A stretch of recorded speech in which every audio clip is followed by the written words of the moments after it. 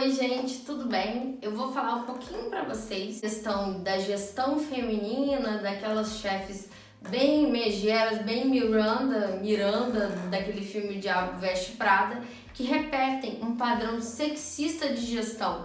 Mas hoje vamos falar de outra coisa, do outro lado da moeda, das boazinhas, da pessoa muito doce, muito fofa e que acaba tendo uma dificuldade aí no meio corporativo de ser assertiva. A palavra do dia é assertiva. E eu vou te falar um pouco também da divisão sexual do trabalho. A gente vai unir aí sociologia, vai unir oratória, mulher e tudo junto e misturado. Vai ser maravilhoso. Roda a vinheta.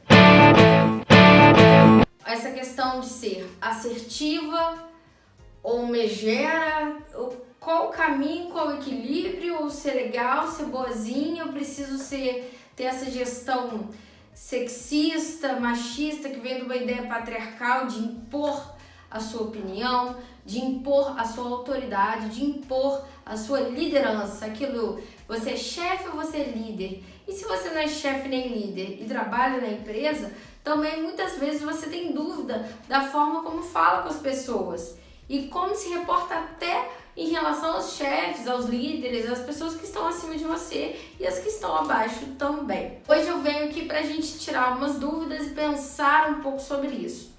O que tem a ver com a divisão sexual do trabalho? Para quem nunca ouviu falar nesse termo, é um termo que a gente utiliza na sociologia. Se você jogar aí no novo pai dos burros, que antes era o dicionário, agora é o Google, divisão sexual do trabalho refere-se às atribuições das tarefas diferentes ou responsabilidades diferentes a homens ou mulheres pelo único motivo do seu sexo biológico.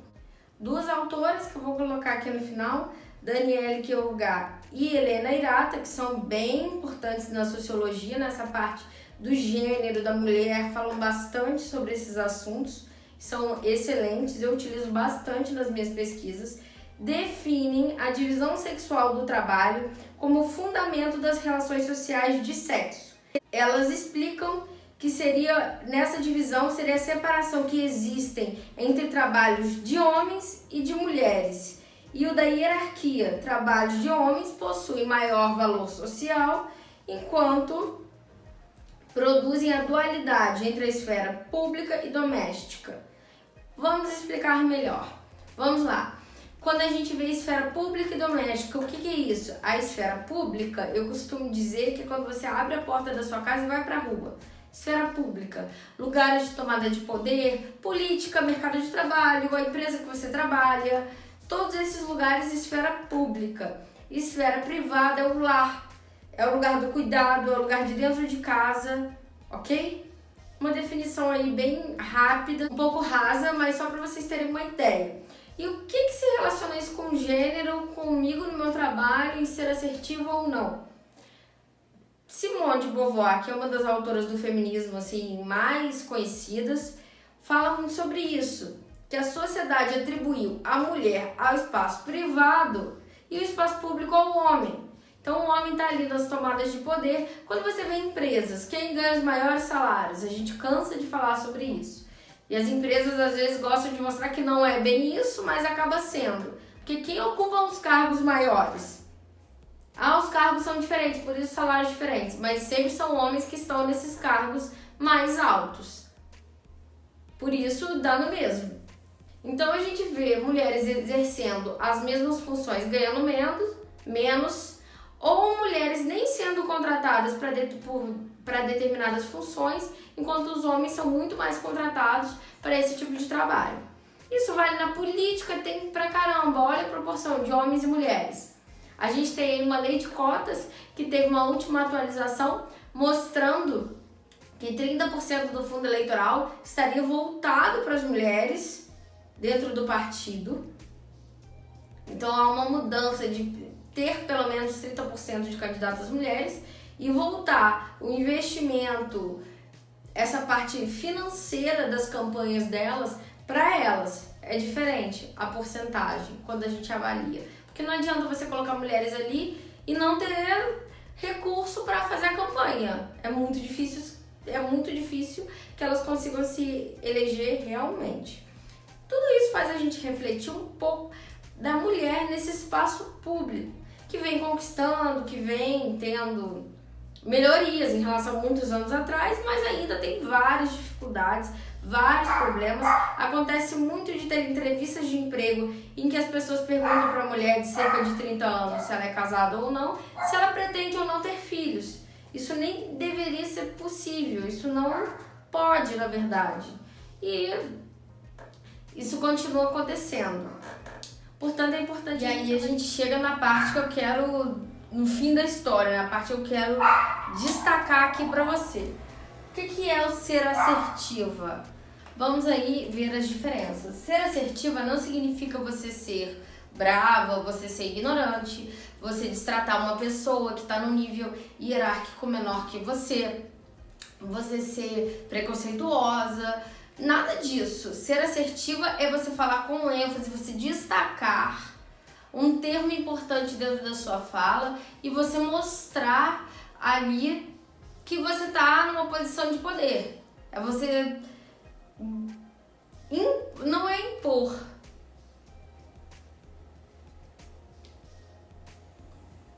É você ser realmente, literalmente assertiva. Você mostrar o que você veio falar, passar a sua mensagem. Vamos perguntar pro Google o que é ser assertiva para ele.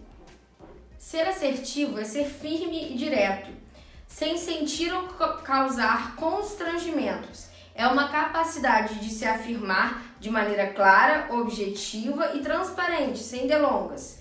Quem assume suas posições com agressividade não é assertivo, é agressivo. Amei, Google maravilhoso. É o site da Cato, na verdade, para emprego.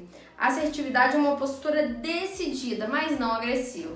Então, vale a gente destacar a diferença. Eu tô falando de ser assertiva, não de ser agressiva, não de ser preconceituosa, não de ser mal educada, não de destratar as pessoas, ok? Porque por mais que as mulheres no mercado de trabalho já tenham essa questão social voltada para a vulnerabilidade, no sentido de não ter uma condição de igualdade ali, existem outros preconceitos e outros problemas na sociedade para além da questão de ser homem ou mulher.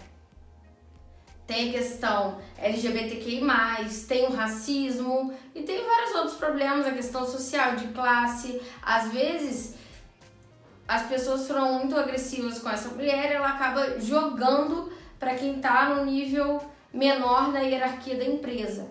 E não é isso que eu tô falando. Eu tô falando de ser assertivo, ser firme, falar e mostrar para que veio. E por que a gente tem essa dificuldade? Porque nós somos polidas desde sempre a sentar de perninha cruzada, a ser boazinha, a falar menos, a falar pouco, a falar baixo, a ouvir mais. E os meninos não.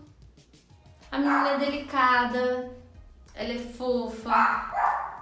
Pode ser que na sua família você não aprenda todos esses quesitos, mas na sociedade, em maioria, a gente aprendeu. Acho que as novas gerações tendem a desconstruir isso. As princesas antigas da Disney tinham esse papel, tinham esse formato. Exceto assim, Mulan, uma ou outra que não eram assim, mas a maioria era assim. Mostrava essa moça delicada. Não que você não possa ser delicada, mas estou querendo dizer que esse tipo de comportamento que nos foi ensinado gera muitas vezes uma dificuldade de ser assertiva, de ser firme, de ter uma fala que você vai definir o caminho a seguir. Por quê? Porque você está aí acostumada pensando no seu inconsciente, lembrando de que você tem que ser delicada, fofa, que você pode ferir alguém com as suas palavras. Mas os homens, que muitas vezes ferem as pessoas e nunca aprenderam nada disso e que têm vários comportamentos sexistas e machistas, não aprendem isso. Não que eles não deveriam. A gente deve ser o quê? Educada, porém assertiva. Por isso que a divisão sexual do trabalho tem tudo a ver com o que a gente está falando agora. Ai, que bom. Visto isso, quais as dicas de oratória que eu tenho a te trazer? Como ser assertiva? Primeiro é você pensar e refletir sobre isso com toda certeza. Pensar Será que eu aprendi a ser muito boazinha, muito comportada? Será que é parte da minha personalidade? Mas no que eu tô passando, a mensagem que eu quero passar agora no meu trabalho, ela pede que eu seja fofa, doce ou que eu seja firme? Eu não preciso destratar ninguém. Muitas vezes o medo de machucar uma pessoa, da pessoa se sentir mal com a sua fala, pode também gerar essa dificuldade em ser firme. Então você pode pegar uma câmera ou o seu espelho e literalmente treinar. Pega o que você tem que falar com essa pessoa, sublinha as palavras mais importantes. Isso eu ensino a fazer e faço junto com as minhas alunas em aula. A gente faz essa prática trocando uma com a outra.